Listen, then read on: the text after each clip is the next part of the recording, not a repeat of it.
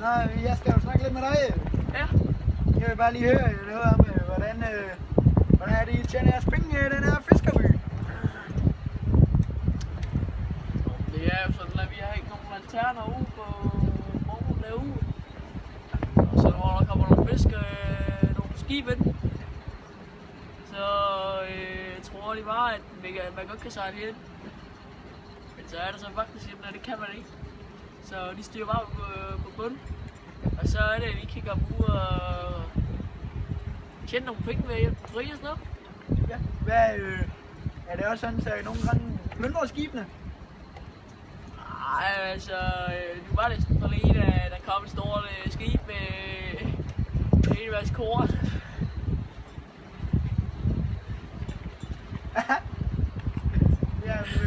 Og de stod så på grunden, og så var det, at de ikke kunne komme op igen. Ja. Så blev de nødt til at sælge deres korn, alle deres hvede. Så var det jo, ja, så var det jo sådan, det købte vi så på auktionen.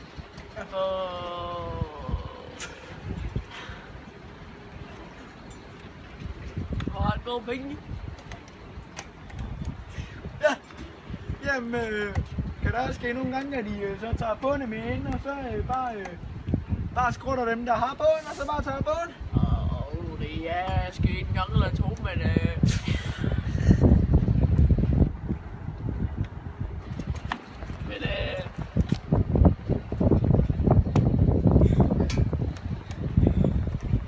det vil jeg helst ikke udtale mig om. Ja, okay, det er i orden. Tak for interviewet, Jacob.